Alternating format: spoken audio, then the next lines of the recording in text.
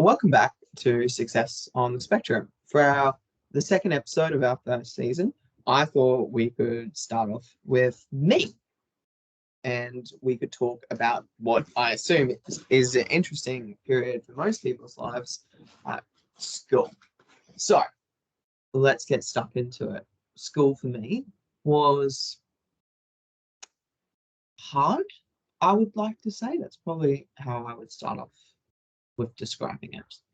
Uh, it seemed a lot easier at all times for everyone else. And I wasn't really, because I had severe ADHD, dyslexia, um, and other things, other learning disabilities, essentially. But I never, it was no one ever really told me like this is going to be a lot harder for you. So I never really had the approach that I was at a disadvantage, because no one actually said like, you have a learning disability. I'm sure they did. I retained absolutely no information that anyone told me until like I probably hit like late 20s. But yeah, I never once remember thinking like that I have a disadvantage. I just thought that everyone was just really, really good at schoolwork, and I wasn't. But things started to click as I got older, and I went from private Catholic schools, which were all sexes, to a all boys school, which was one of the top private boys schools in my state, which is a whole. Let's not go into Australian private schools, because that's a whole separate topic of like privilege and white privilege and other things. But what was really interesting about making the jump from Catholic to high school was that the teachers would stop following up. They'd be like, "Wait, it's homework." At this point, they would be like, "Cool, you're just going to do your homework because if you're going to this good school, you should want it." But my dad's largely been out of the picture, but my mum and my stepfather always had the voice that was you go to this good school, you're learning good manners, good behavior, and then it was their responsibility to instill me a sense of hard work and a value for money, which definitely paid off, because I feel like I have all those things in droves right now as an adult. But there was never that emphasis that I had to get my grades up, so I kind of just didn't ever do any homework. I would do the bare minimum for like assignments and stuff, and so I was kind of able to cruise to a degree. I had a crazy amount of early intervention. I probably should add this, of early intervention to work on my dyslexia when I was very, very young. So I couldn't read until I was in grade 3 or 4.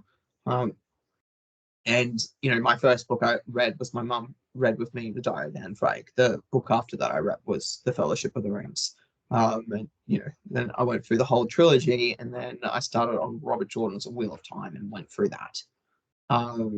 So I kind of went from 0 to 100% reading pretty fast. But Magicon, to give you an example, that's how I would pronounce magician. That's like a leftover thing. So there's some stuff that's still not addressed there, but that's okay. At least I can read, kind of.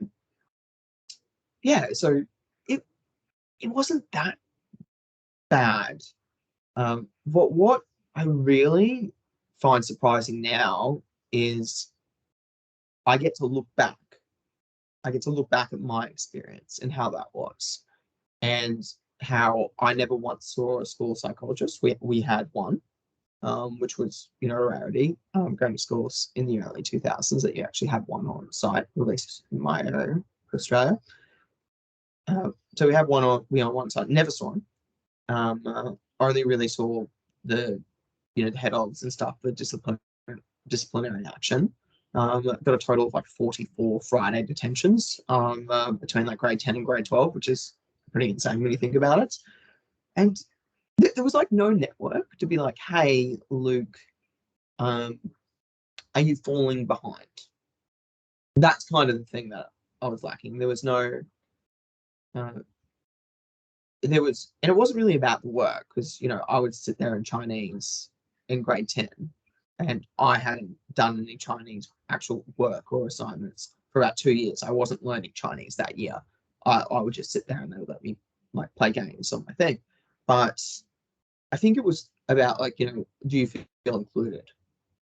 That's what I really kind of like the difference. Like I was really up to me to ensure that I developed successful, social skills and that I didn't, spiral downwards. Because what if the scary thing when I look back at my high school was that, I had parents who didn't place an emphasis on grades because instead they were like, you are not going to be, you are not, um, you are not, it's not going to be of value. That's kind of what they thought. It's not going to be of value for you to bust your ass working towards this when they kind of knew realistically I was never going to get that high. I was never going to get high grades. But also they didn't see the point.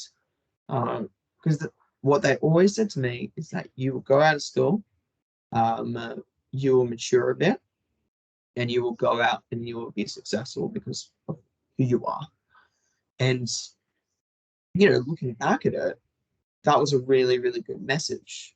But this back to, I keep diverting, but looking back to it, the really scary thing that I had the question was, what if I had the opposite of that? What if I had parents that actually were like, you have to study really hard?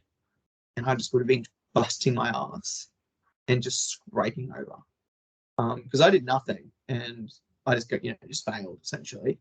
And then, passed some minor things like English and, the most basic math. You can imagine. But yeah, it's a scary thing. There was nothing set up for people that were neurodivergent. Mm. And now I look at it and, schools, it's such a different world. And I do feel a little bit jealous at times that I didn't kind of get that. But overall, my being probably incredibly grateful. That's kind of the main summary. It was hard. And I just look back and I just see how much better it would be now. And yeah, I'm just incredibly grateful that it was those around me that ensured I came out of that on top. So definitely really feel for the people that don't have those same privileges, and don't have those same support structures. I could not imagine how hard it would have been, because it was hard, but it was fucking easy. That's the short of my high school experience and primary school experience. All right, so in the next episode, kind of floating going between continuation, and we could look at from where I went from in university, and I went from still cruising, and then when I was like, oh, actually, there were some benefits of like this crazy academic structure that I used to be in when I've gone out into the real world. So that's one idea. Or we might dwell further into like the school years, and then I've got to set up my first guest speaker, which I'm floating a few ideas around. So thank you for your time. Thanks for listening, and hope to see you in the next episode.